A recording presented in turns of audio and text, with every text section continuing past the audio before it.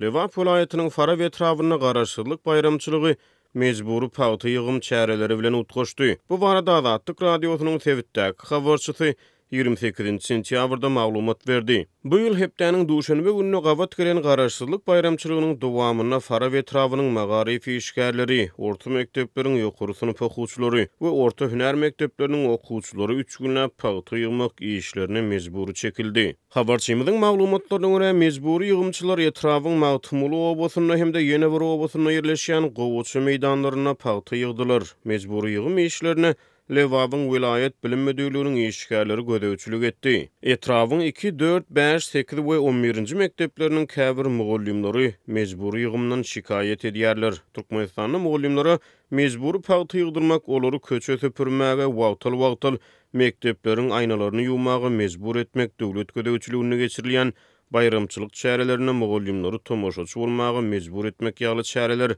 enitas däwe urildi. Magarifi işgärleri öz weziplerine daxil bolmadyk işleri häkimetler tarapyndan özleriniň ýyllar boyu mejbur edilmeklerini goldamaýarlar. Mugallimler ýylyna kommunal işleri, oba hojalyk işlerini köçe süpürmäge, paýty ýygmaga mejbur edilip özleriniň kärini ýatdan çykaryp barýanlyklaryny aýdýarlar diýip bir magarifi işgäri Azatlyk radiosynyň habarçysy bilen gurrundaşlykda aýtdy. Ol öz hünärlerine daxylsyz işleriň 12 aý üznüksiz dowam edýändigini sözüne goşdy. Mugallimler ýagdaýy ardy şikayet bildirýän mahaly orta mekdepleriň ýokary synıp okuwçylary özleriniň bilim almak ýaly konstitusiýon hukuklarynyň mahrum edilişleri barada ýa-da ýaşlyk döwrüne häkimetler tarapyndan özleriniň mejburi zähmete çekilişleri barada ardy şikayetlerini eşitdirip bilmeýärler. Türkmenistanyň kanunçylygy mejburi zähmeti we çagy zähmetini gadagan edýär. Ýöne insan hukuklaryny goraýjy halkara urumlaryň hasabatlaryna görä iş ýüzüne türkmen häkimetleri paýty önümçiliginde ýyllar boyu çagy zähmetinden ýa-da mejburi zähmetden peýdalanyp gelýär.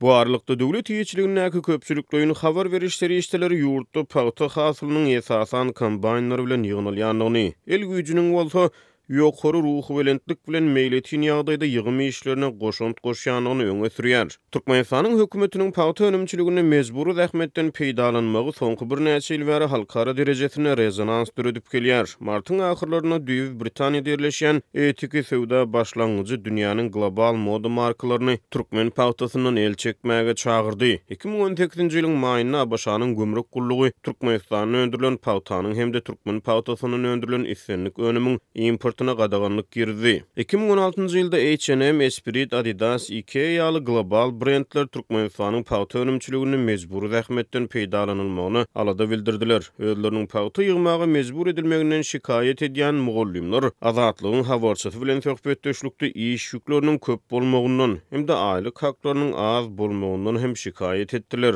Mundan öňe Azatlyk radiosynyň habarçylary Türkmenistanyň häkimetleriň goşmaça talaplary bilen razylaşmaýan büdjet işgärleri işden kovulmak hayvatlarının atılyanlığını haber verdiler. Goşmaça talapları köplenç büdjet işgärlerinden dürlü bahanalar bilen pul ýygnalmagyny, olaryň paýty ýygymyna çekilmegi ýaly mejburi işler öz için alýar. Garaşdyrlyk günü paýty ýygmaga mejbur edilen mugallimler we okuwçylar barada Lewap vilayatynyň bilim bölüminiň kommentariýa almak tynançyklarymyz netije bermeýär.